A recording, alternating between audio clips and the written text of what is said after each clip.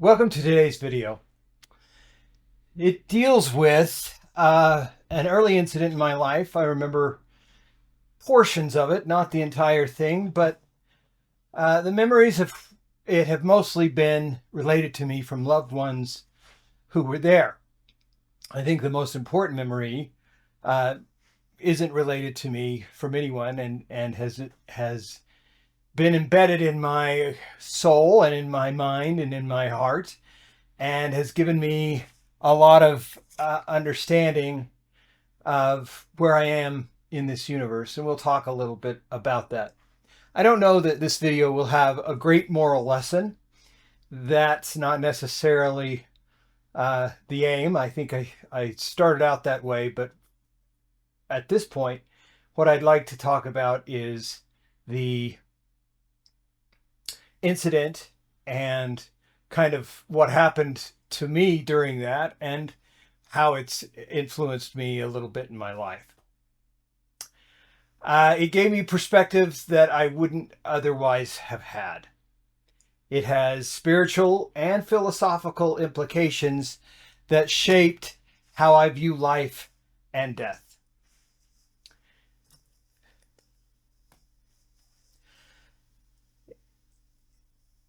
I also can relate to you. It's always a hard one because even up until the day my father passed, he was apologizing to me for this. Now, I don't remember a lot of it, so he didn't have a lot to apologize for, and it wasn't anything on purpose.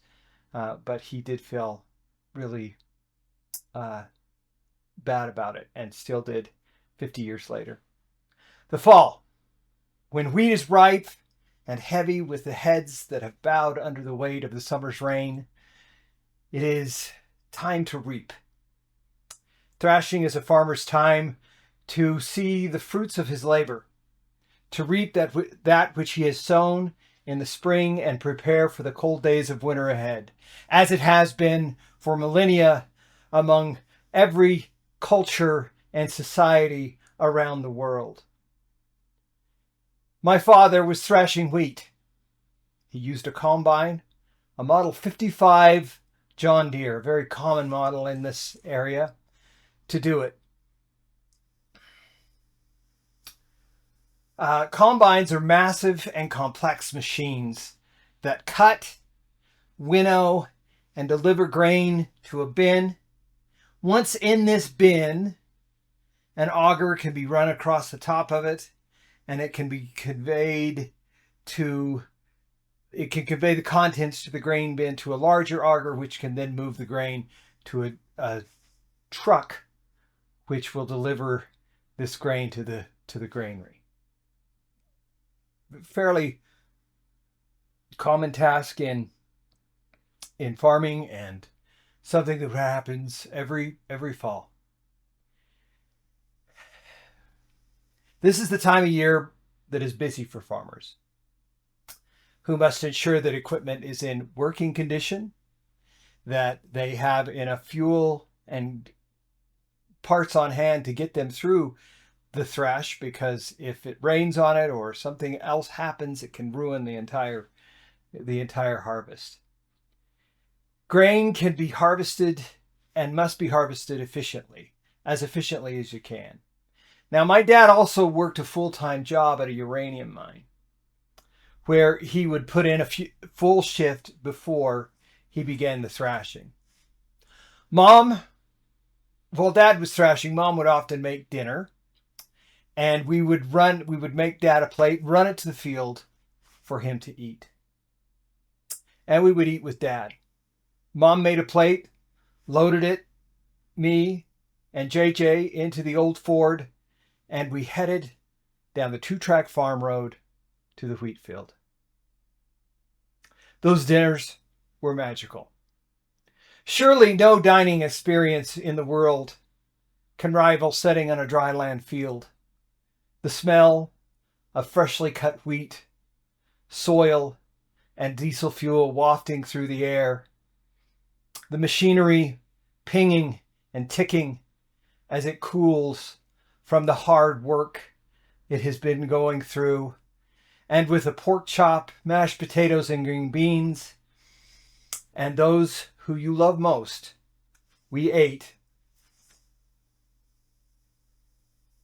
and visited with Dad, who spoke excitingly about this year's harvest, who said when he looked down from the operator's station on the Model 55, you couldn't see the ground, which was always a good sign that the wheat had come in strong, had come in thick, and that it was going to be a good harvest. As we finished, the decision was made that we get to ride along with Dad a few passes across the field. Mom would ride alongside Dad on the operator's platform, and JJ and I would be in the grain bin just behind them. We would stand in the loose wheat as it filled and hang on to the side of the bin as we set off across the field. And there we find ourselves. JJ and I in the bin, Mom riding beside Dad, and Dad threshing wheat as he was born to. Now, fields are not smooth, and even surfaces. These bumps and pits and trenches can cause equipment to buck and jerk, which this old combine did. On one such occasion, my small hands could not hold onto the bin side, and I was thrown back into the auger. The auger, having been run repeatedly through grain, fine grain, sharpened to a dangerous degree. And as I fell into the auger, I was cut deeply on the neck and shoulder areas. I still have scars from that day. And Dad once Dad was made aware of what had happened, he put the combine into road gear and headed to the pickup. Once at the pickup, we headed for the emergency room in Monticello, Utah. It did not look good. I had been severely lacerated, and a severe amount of damage had been done to my neck and throat and shoulder area. I have a very distinct memory of this ride, and the perspective of my memory has made me think in quiet times over the years that something greater awaits. I watched myself on my mother's lap. I saw my body there being held. It was my body. It was not me. And I understood what was happening. I understood that there was something out there that we would become part of following our existence in this sphere. Beyond the material, beyond what we knew and what we could see, beyond John Deere 55s and pork chops and mashed potatoes, there was something greater out there. This event has shaped my spirituality and has caused me to seek greater understanding. We all have an event like this. It may not be this dramatic or this severe, but we look for these events and attempt to define them as we attempt to define our idea of where we are and where we belong in this universe. This helped understand that there is something beyond this material world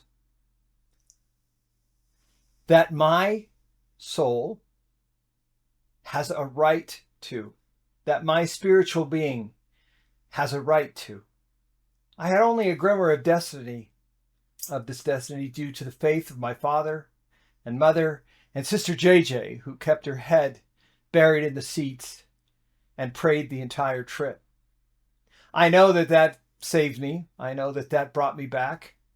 And I know that those things can give you a greater understanding. My understanding was expanded. The trick is to find ways to expand our understanding without such severe events. Look for those ways. Look to read the great book of nature and understand its contents.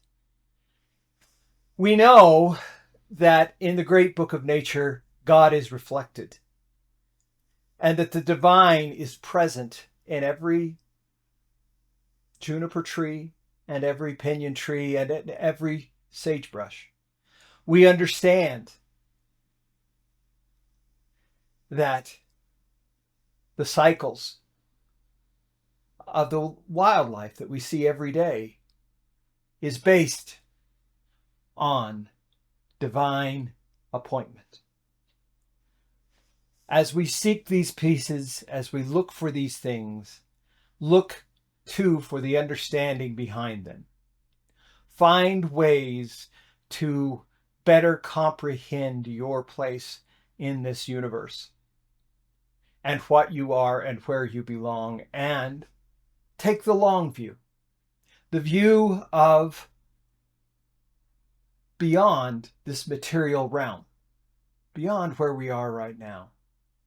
I try to do this every day. I'm not an expert at it. And I only convey this advice because I have had this experience. Thank you for watching, and have a beautiful